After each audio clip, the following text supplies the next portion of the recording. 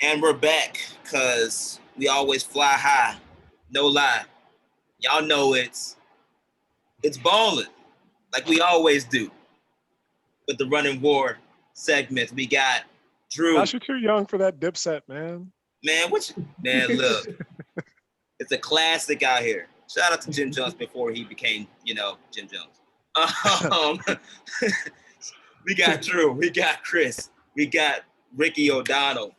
And this segment, we got to talk about free agency because fireworks with the trades took place, but free agency has some fireworks too.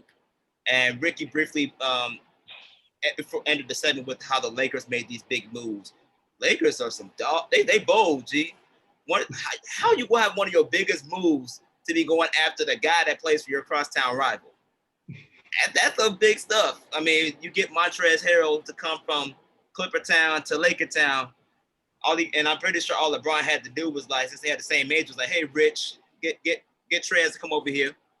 You see this ring?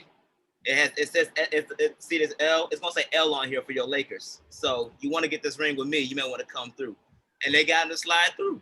On top of other big signings. And the Lakers, they're deadly, man. They are going to be deadly. I thought they got younger. I thought they got more youthful, and they built up that bench. They really built up that bench better than last year. So, Ricky, if you don't mind, man, starting this off, when going more in depth with the signings that the Lakers made this offseason, they pretty much put themselves in a prime position to pretty much guarantee them a second championship. At least at this moment, that's what it's looking like. They're the favorites for sure. I mean, LeBron and AD, such an incredible duo. I totally agree that they have boosted the rest of the roster. They got Marc Gasol too, who I think can give him a good defensive presence. Kind of thought Gasol looked a little washed last time we saw him. He's just not very quick anymore.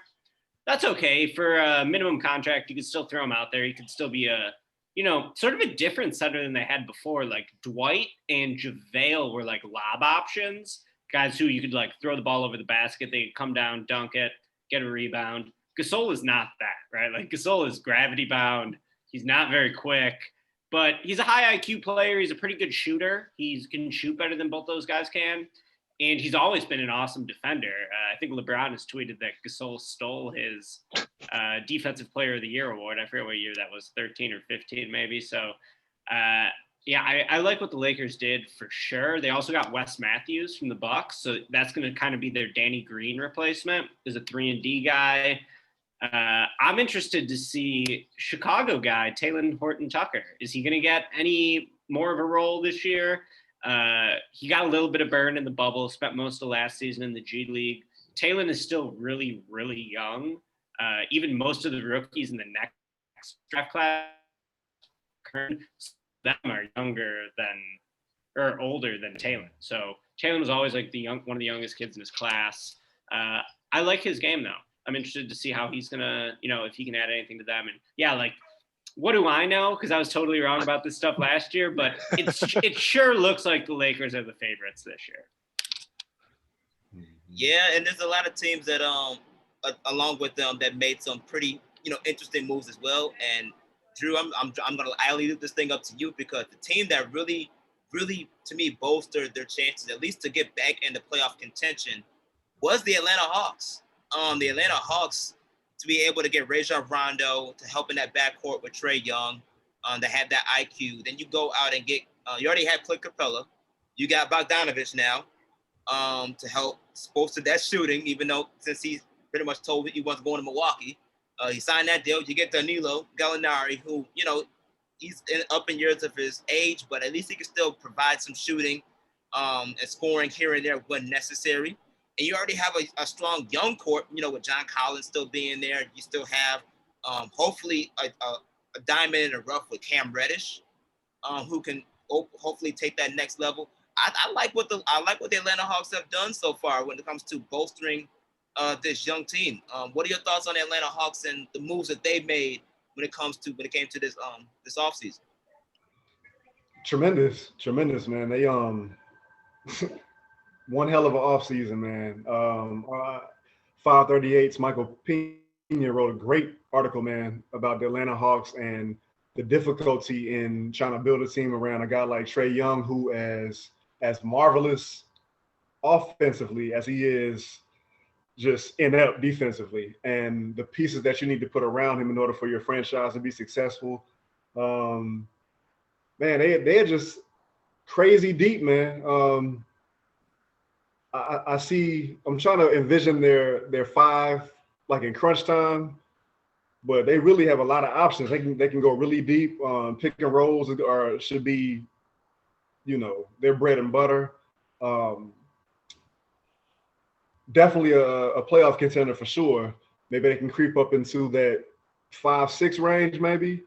I'm a little salty that the Bulls let Chris Dunn go.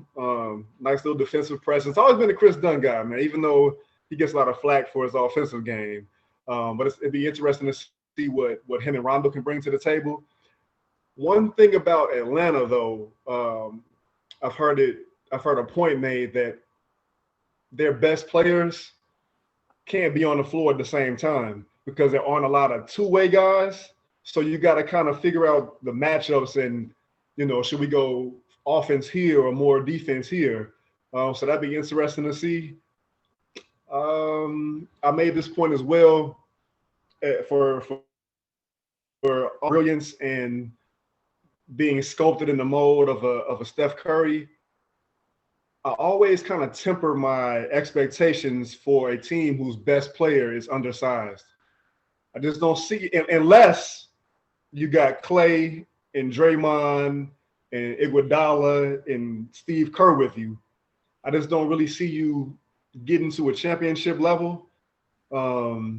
Maybe they'll prove me wrong, but when things shake out, I don't see them having the team that can get as far as the Eastern Conference Finals. I think they'll stop just shy of that.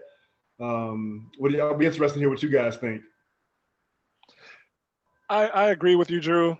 I think they're at that. They still have to crack the playoff level, right? So you can't start talking about championship or conference finals contender before you get to the playoffs.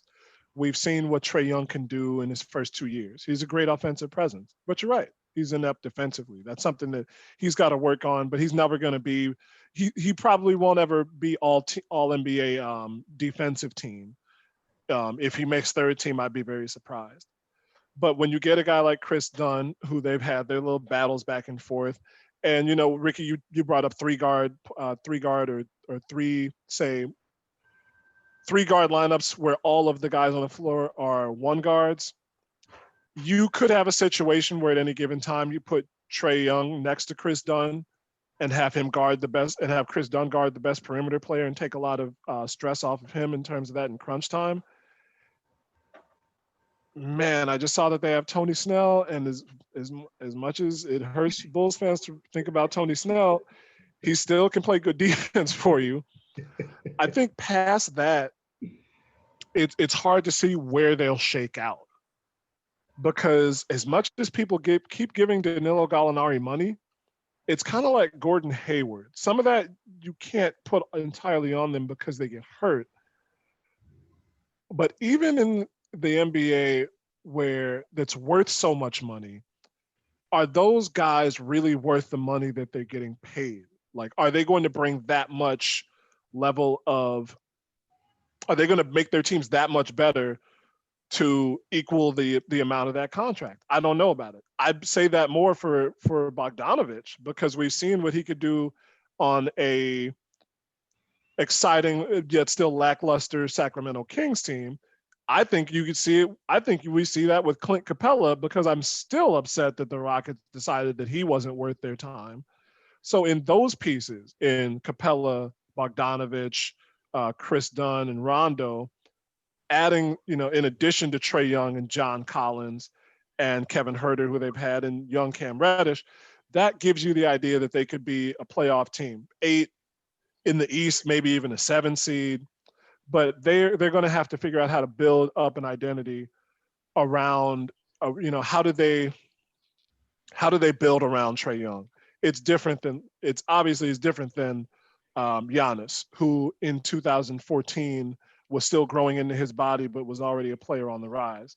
Trae Young hasn't cracked his ceiling yet, but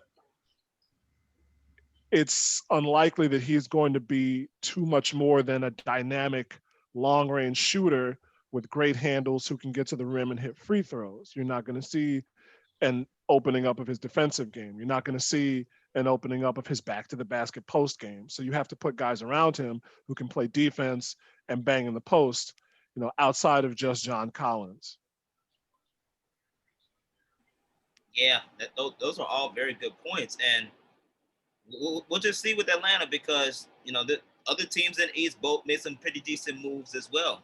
The Philadelphia 76ers got better. Daryl Morey didn't waste no time when he got in that position. They made some pretty big moves in bringing in Danny Green and other components that can actually bring shooting to help out Ben Simmons and Joel Embiid. And Brooklyn's still Brooklyn. I mean, even if Kevin Durant is 80%, that's still a lot better than a lot of others that are 80% with those type of injuries. So to have Kevin Durant still there and Kyrie Irving and the new and improved Nets, I mean, to be able to come out of the East or even get into the East is going to be difficult. But I must transition to this because the news broke out today about how there's a lot of discrepancies that took place within the Clippers locker room, a lot of issues and chemistry issues that are becoming viral, even to the point where Paul George is having his opinions on All the Smoke podcast, talking about how bad the Clippers were on the court. And then you have people behind the scenes talking about how Paul George is one of the two players on that team that, just getting all this special treatment. And Kawhi's calling off practices and pretty much telling players he doesn't want to play in certain moments of games and stuff. And I'm just sitting here like, we literally thought that the Clippers at one point, at least I was one of those people, like Ricky mentioned, I was one of those people that thought the Clippers were going to win the title. Mm-hmm. I really thought they were stacked with, that lineup, especially when you talk about a bench mob with Trez and Lou Williams coming off that bench to go with that starting five. I thought that was it. I thought Clippers were going to actually come back, take the title, actually make it a rivalry in LA when it comes to championships, and that because they actually can win one. But it just seemed like it turned into another fairy tale. It's like, far, far away from Shrek. That's how I viewed the Clippers with this whole thing. And it's like, I don't know what's going on, man. So, Ricky, as someone, you've been covering teams, you always heard stuff in locker rooms about stuff like this happen. What was your first reaction to hearing the news of the Clippers pretty much literally living the LA dream of drama in their locker room from not just the players, but even up to the the coaching staff and the criticisms that come behind all that? Yeah, for sure. I think that, everyone's ripping Paul George for his comments on All the Smoke. I thought he was just being really honest. I mean, he's like, yeah, we were up 3-1. We thought we were going to win the series. They won the next game. Still thought we were going to win. So we didn't really make any adjustments. It did sort of seem like he was throwing Doc under the bus a bit, but they didn't make any adjustments. So they make the coaching change. Ty Lue is an assistant for them last year. I think Ty Lue is going to be an upgrade over Doc. I really like Ty Lue. I thought he did some good work with the Cavs back in the day. So they also made some moves on the edges of the roster. They got Ibaka, which I think could be a pretty good, big man who can shoot for them, still play a little defense. They got Nicholas Batum, who could give them maybe a wing presence. He's at sort of the end of his career. They also got Luke Kennard from the Pistons, who I don't love, but he's kind of interesting. He's a young guy. He can really shoot. Maybe he can play off Kawhi and PG. So they still obviously got a ton of talent. They have to at least make the conference finals or, oh my God, they're such a huge failure. Like after they got knocked out in the second round last year. Also, Kawhi can become a free agent again whenever he wants after this season. So it'll be interesting to see if Kawhi wants to spend his whole career there. I would assume he does. But they had a pretty big flame out last year, and obviously a lot of drama around the team. So it's pretty clear that Kawhi isn't really comfortable being that very vocal leader on the court. That's fine. I mean, you want your best player to be your leader, but not everyone is going to be comfortable enough in their own skin to do that. Not everyone's wired that way. I kind of thought the bigger problem with the Clippers is that all of the sort of lower tier players also weren't like great leaders. I mean, you had Pat Bev, who I love, but he's like a fiery guy. I don't really want him being my leader. Then you got Lou Will, who's kind of just a bucket getter. Harrell was playing for a contract last year, kind of came up short in the bubble. So I'm looking at that team like I would have switched it up even more. I probably would have got rid of Lou Will and Beverly because those are still good guys. They probably got some trade value. Like, see if you could just get some new pieces in there that complement Kawhi better and that aren't going to be like mad at Kawhi when he's showing up late to practice or just choosing not to play. Like Kawhi obviously gets preferential treatment. He's still doing his job though, right? Like he's performing at a super high level. It's not impacting his play. He's also had, so many injuries throughout the course of his career that he requires more attention. So I don't know. If I was the Clippers, I would have gotten even more dramatic with the moves. But I'm interested to see what Ty can do because I think that'll be an upgrade for him. I think Ibaka's a nice piece. Kennard could be a nice piece. So they're interesting. I wouldn't put them ahead of the Lakers this year, but they're definitely one of the few teams that still has the top end talent to compete with the Lakers. And not many teams can even get that far. So they're still in a good spot. Drew, I don't want to take time away from you to comment on that because it's important and I want to hear what you have to say, but I just want to take like 60 seconds to be pissed off. Can I do that? Please, sir, please. Let it out. The Clippers sold us all, man. I've said this before and I'm going to say it again. The Clippers sold us. All of us who love what LeBron James does off the court but love hating him on the court, the Clippers sold us out. They didn't even get to him. They didn't even get there. It's like a movie where you're seeing, it's like if Game of Thrones was Starks versus Lannisters and the Clippers were the Starks and all the Starks just got killed before the last season. That's what the Clippers were. They got smoked by my man Euron Greyjoy, aka Jamal Murray. They went out like absolute trash scrubs. And that's the wild thing is realizing that, Ricky, you're right. They still have the talent with the assemblance of guys that they have, that they are the best challenger. I think they're after last year, I would call them 2A, 2B with Utah or Denver, depending on what they do, because they failed in such a dramatic way. They were up 15 points in the third quarter with a 3-1 lead. There is absolutely no way with that collection of veterans and that coach that you lose that lead in the semifinals. But they did. And after that, I am no surprise. I'm not surprised at all about allegations of this and that and the other, whatever going on. We thought it was just Lou Will going to get some wings. It was way more than that. Kawhi, I'm not gonna say that Kawhi Leonard is not a great player. I'm not saying he's not a superstar. I'm not saying that he hasn't locked LeBron up in the past and he could do so in the future. LeBron, for all of his mystique, because at this point it's not just skill, it's the mystique of LeBron, like how Jordan at 37 had that mystique around him that no matter if he looked slow, you couldn't fuck with him. Kawhi could still step out there and lock LeBron up in a given night. But he's not the guy that you want taking the baton and saying, follow me, right? He's not that guy. I think Giannis is more that guy than Kawhi Leonard is. So the Clippers have to regroup. I think I want to see what Tyronn Lue does without LeBron, the shadow of LeBron behind him, how he coaches that way. And I think as he's been a good guy on a bench for other teams, I think he's going to be a good head coach. But they need somebody to step up on the floor and say, follow me, everybody, be quiet. This is what we need to do.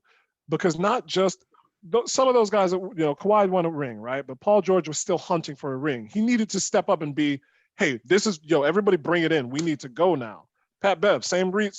Montrezl Harrell, even in the contract year, he's supposed to be that guy that says, everybody bring it in. This is what we need to do. Where is that guy? Where are the guys who are hungry to succeed? That's what I need to see from Los Angeles before I ever put them in the idea of, okay, they could make the finals. They can't make the finals to me until they show me. Because this is the Los Angeles Clippers, San Diego Rockets, Buffalo Braves who have made the playoffs 15 times in their entire history.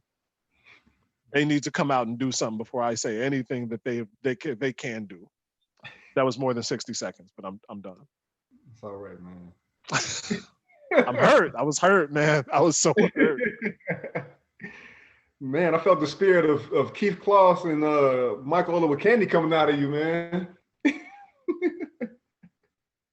all I want to add, I mean, how can I follow behind that? All I want to add is that I just don't understand Paul George, man. He's so smooth, so gifted, so athletic. Even after that gruesome injury, I just don't understand what's not clicking with him, man.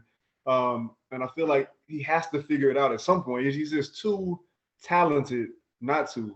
And for all the chatter about Kawhi Leonard being upset about the coaching staff wanting him to have the ball in his hands more than I guess he thought he would, why can't Paul George be that guy? Why can't he make plays for his teammates? That's what I thought he did in Indiana.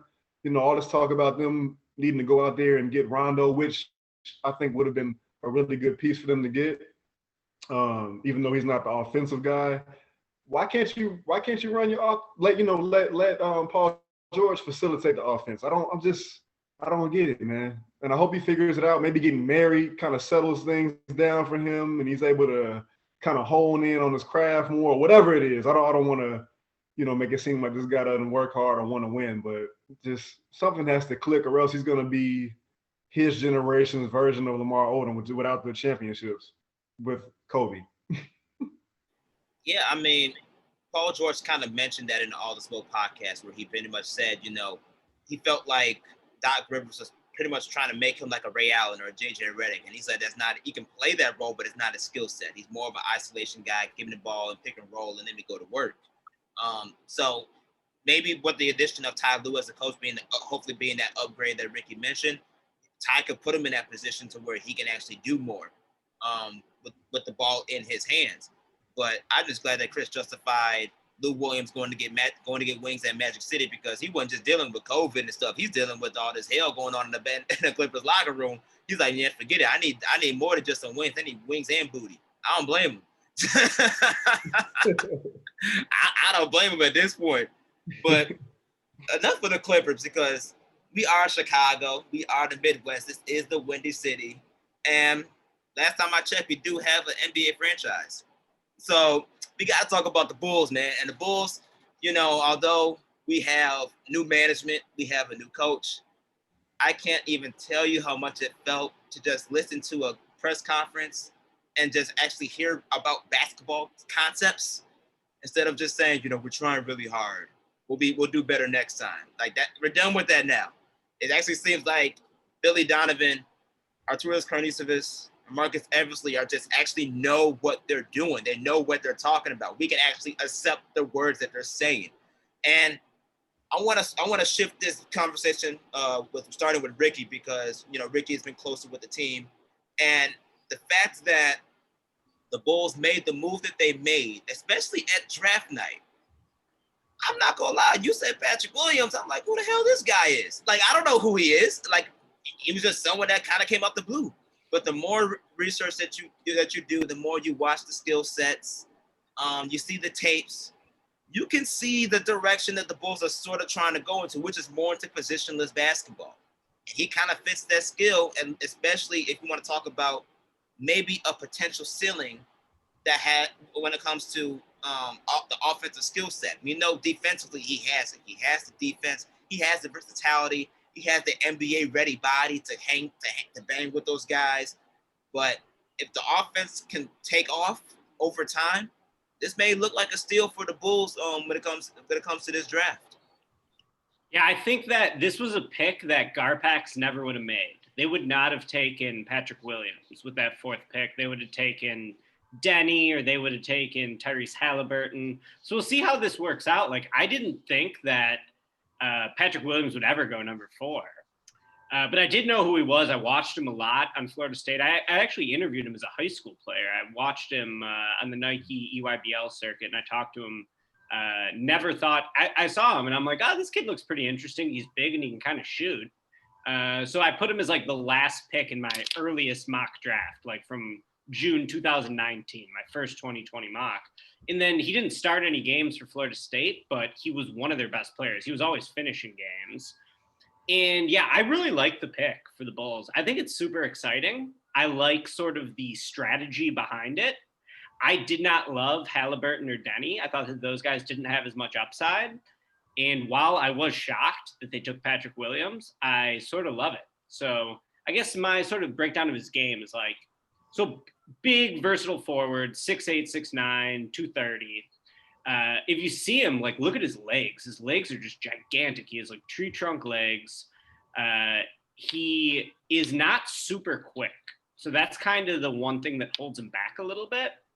I think he's fast in the open floor end to end, but like in terms of like lateral quickness, not super duper quick. So I view him as a modern power forward, as a guy who can like do a lot of things. I think like some people now are like, oh, is he a 3? Like, is he playing small forward? Is he playing power forward? I like him at the 4 because here's what makes him interesting to me. When you talk about like 3-and-D guys, normally those guys get classified as like perimeter defense and 3-point shooting.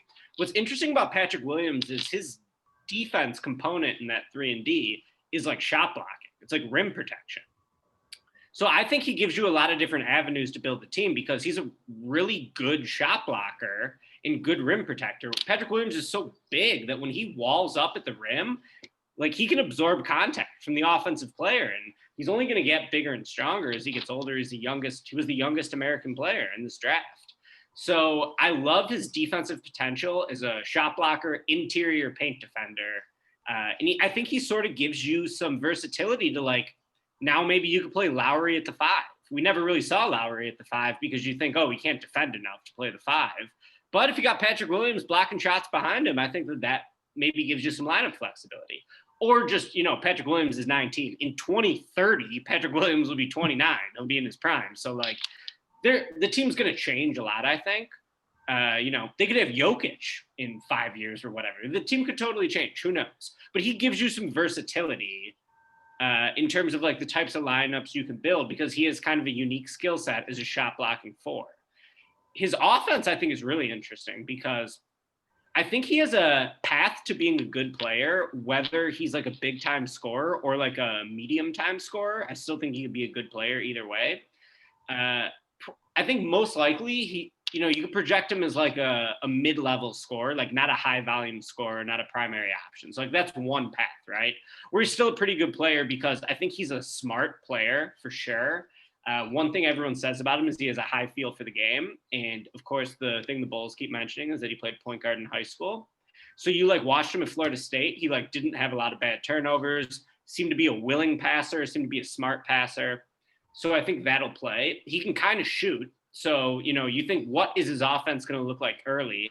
I think he's going to stand in the corner and catch and shoot threes. And I think when teams close out on him to try to defend that shot, he can go by him on the baseline and try to finish at the rim. So that's sort of like the middle tier outcome for his offense is he's a guy who could maybe average out like 15 points a game, 14 points a game, and play good defense. So that's a valuable player for sure, especially in a draft that had a lot of guys who had question marks.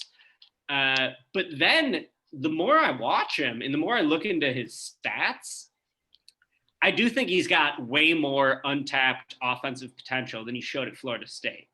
Florida State does not really let any of their players dribble. It's a team that likes to like move the ball, use their size. They always get a ton of bigs on the court and not a lot of shooting.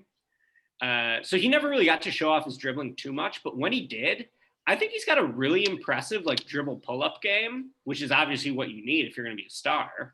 And the numbers show that in limited possessions, I think 9% of his possessions only, he was a pick and roll ball handler, like running the pick and roll. And he was awesome at it. He scored like super efficiently, 90th percentile in the country. Small sample size caveat there. So like, who knows if he's going to be able to do that against NBA competition in a bigger, volume of attempts. But I think his offensive game actually does have a lot of potential, and he could be good whether he's a big time scorer or not. But what the Bulls should do is like try to develop that on ball offensive game. Like, the one you look at him and like, people are just going to make a comparison to Kawhi because he's like Kawhi's size, sort of. He's not quite as long, but, big, 6'8", big, strong. Kawhi comp, right? I would never give anyone a Kawhi comp because Kawhi is so damn good and so ridiculous, but why not try to make him, right? Like, why not try to be like, hey, man, we're going to give you some pick and rolls and some isolations and try to hit some pull-up jumpers, try to hit some pull-up threes, try to get to the basket. Like, let's see what you got offensively, because he shows some flashes where he's got some shake to his game. He's got a little bit of pull-up game. Like, I like what I see. And I think that while I was surprised that he went fourth, the more I think about it, I just love it. Like, it's just an exciting pick. I think Chicago is really going to like him. If you watched the draft, you saw the little package of him working at his mom's flower shop.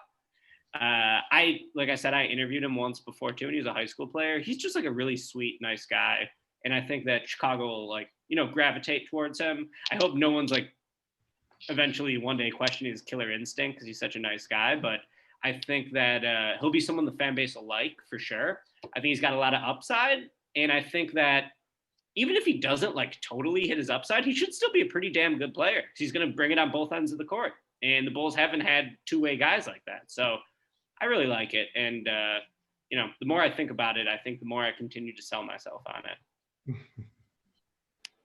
Yeah, I'm starting to like the pick a little bit as well, and especially because for me, at least as the right now, going into this upcoming season, he can be that one guy that can guard the best player. That's a less guy for Zach LaVine to guard. He can save Zach LaVine offensive.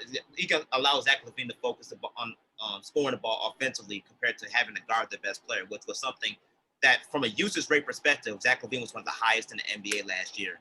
I think in the 30%, almost like 35% when it comes to offensive defensive efficiency. Drew and Chris, any thoughts on the Patrick Williams pick before we transition? Like Ricky said, it's just very exciting. I wonder if AK and Mark Eversley picked him up, banking on him being able to show what, like Ricky said, the offensive game of a wing, being able to improve in that aspect of his game, for everything that Ricky said about his abilities and kind of fitting the mold of a modern day power forward. I wonder if they just are hoping, man, if this guy can become our 3, we're on cloud 9, man. Yeah, I'm just looking forward to seeing what he can do. I wonder how much playing time he'll get if Otto Porter stays healthy, which is a big if. We all know that. But Otto Porter needs this year. We need as much from him as he needs from himself this year, playing on a contract year. Everybody's pretty down on him, but he's played well when he's been healthy, and he's been the guy that the Bulls needed. So just kind of imagining what it's going to look like going forward. Looking forward to seeing these guys play.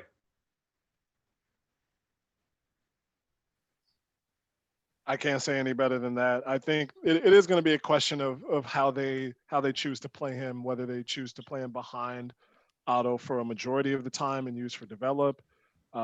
Unless I miss something, Thaddeus Young is still on the team, right? So there's minutes there that have to be picked and chosen.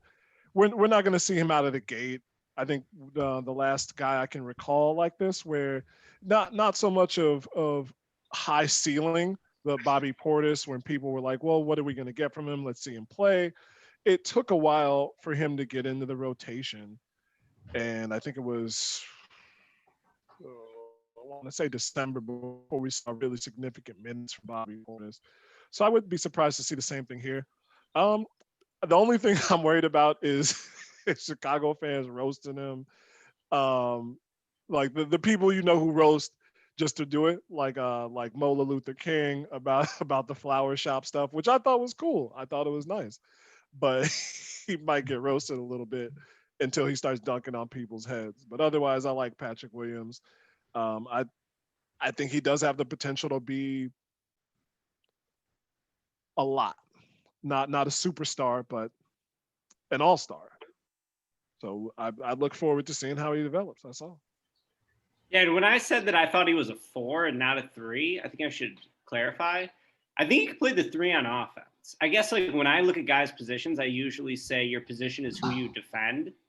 So I view him as like, I want him close to the basket on defense, like providing some shot blocking than like standing on the perimeter, because you did definitely see him get blown by at times by quick guards.